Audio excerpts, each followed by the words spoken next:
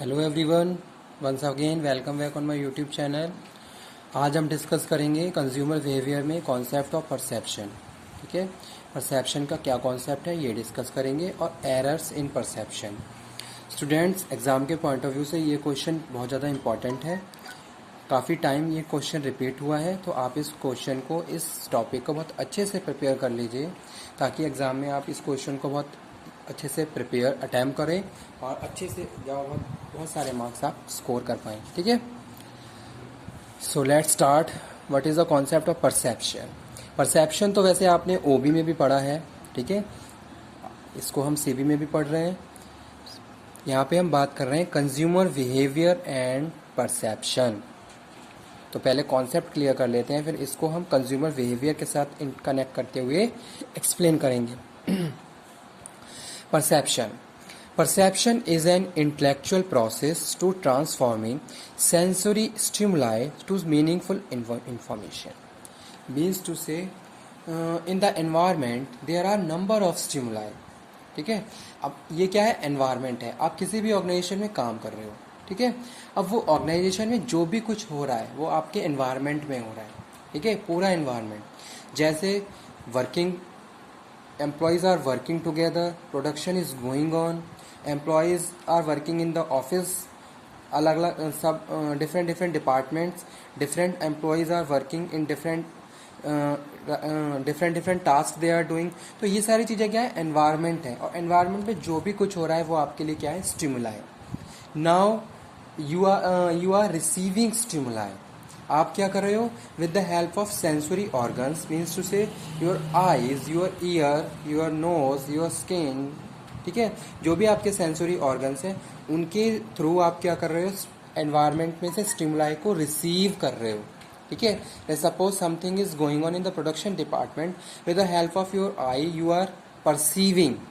ठीक है, आप उन स्टिमुलाई को क्या कर रहे हो, परसीव कर रहे हो। परसीव कर रहे हो तो सबसे पहले आपने क्या करा, उनको रिसीव करा। रिसीव करने के बाद बहुत सारी चीज़ें चल रही थी, कुछ मशीन्स पे काम कर रहे थे, कुछ इंस्ट्रक्शन दिए जा रहे थे। ठीक है, कुछ लोग प्रोटेक्टिव पीपीई को यूज़ कर रहे थे, कुछ लोग पीपीई यूज़ नहीं कर रहे थे।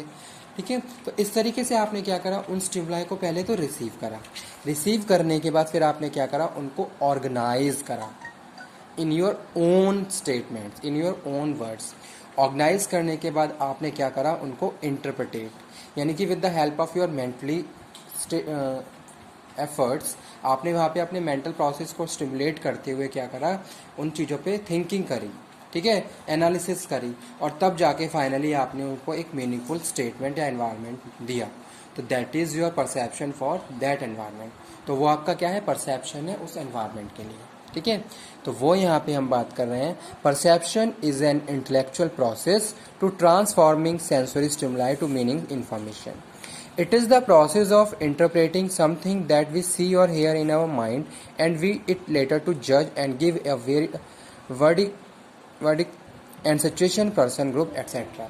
जो भी चीज़ें चल रही हैं हम उनको क्या कर रहे हैं, प्रॉपरली रिसीव कर रहे हैं, ऑर्गेनाइज कर रहे हैं, उन पर प्रॉपरली स्टडी कर रहे हैं।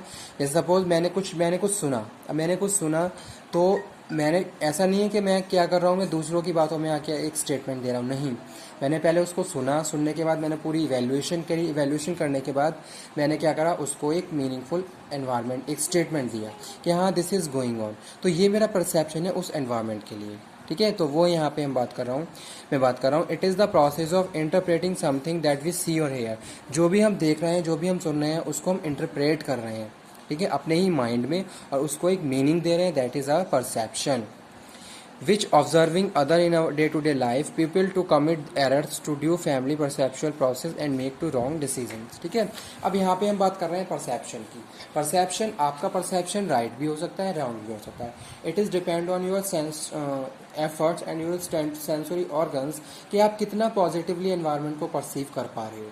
ठीक है, या फिर आप कितने मेंटली उन सारी चीज़ों पे स्टडी कर रहे हो, एनालिसिस कर रहे हो, और इंटरप्रिटेशन करने के बाद फाइंड आउट, रिजल्ट को प्रॉपरली फाइंड आउट कर रहे हो। तो ये सारी चीज़ें कहीं ना कहीं आपके ऊपर डिपेंड है, आपके मेंटली प्रोसेस पर डिपेंड करती हैं। ठीक है, तो हो सकता है आप एनवायरनमेंट को एक्चुअल परसीव कर रहे हो सकता है आपने कोई मिथ बना लिया हो और ऐसा वाकई में वैसा ना हो रहा हो। ठीक है, तो वो यहाँ पे हम बात कर रहे हैं परसेप्शन एरर। जैसे यहाँ पे लिखा हुआ है सिलेक्टिव परसेप्शन।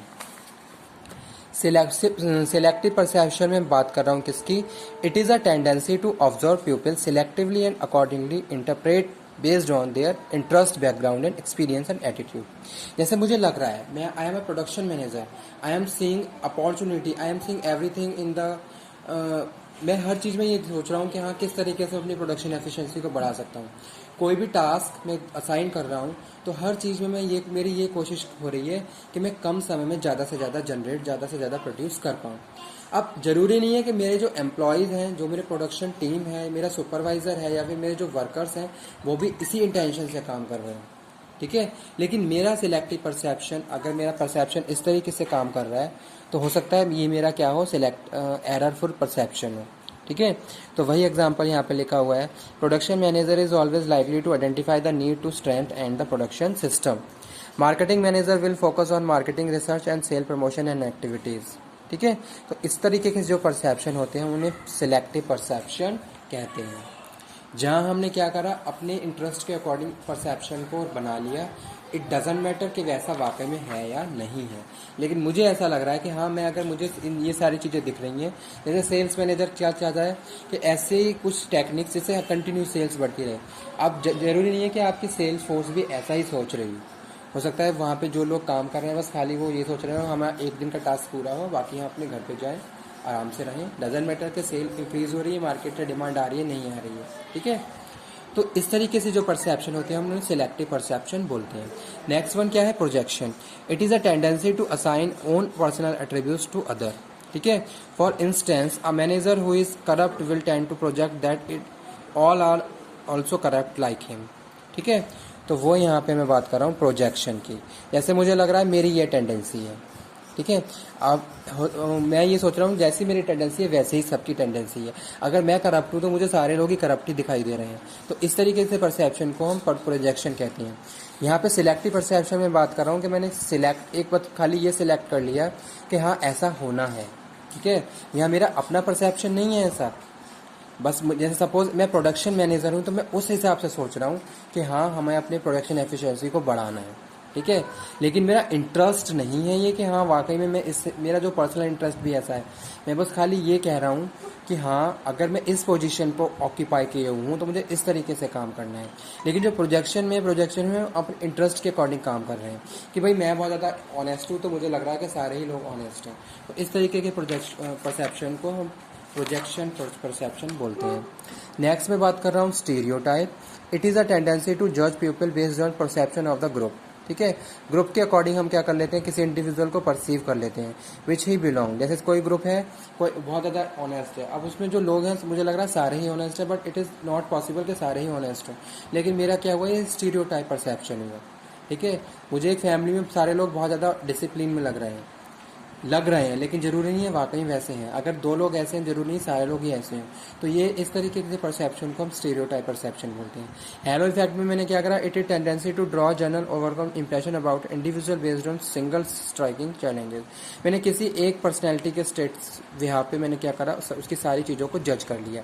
जैसे कोई स्टूडेंट स्कूल में बिल्कुल भी क्या है, डिसिप्लिन में नहीं है, तो ज़रूरी नहीं है कि वो फैमिली में भी इनडिसिप्लिन में है, ठीक है। ज़रूरी नहीं है कि अगर वो स्कूल में इनडिसिप्लिन में है तो वो इंटेलिजेंट ना हो, वो अच्छे मार्क्स स्कोर ना कर पाए। तो किसी एक पर्सनैलिटी के बेस पे मैंने क्या करा, उसके ओवरऑल परसेप्शन को जज कर लिया। तो इस तरीके के परसेप्शन को हम हैलो इफेक्ट बोलते हैं, ठीक है। आज के लिए इतना ही, कल को इसी लेक्चर को मैं कंटिन्यू करते हुए आगे बढ़ूंगा। Thank you very much.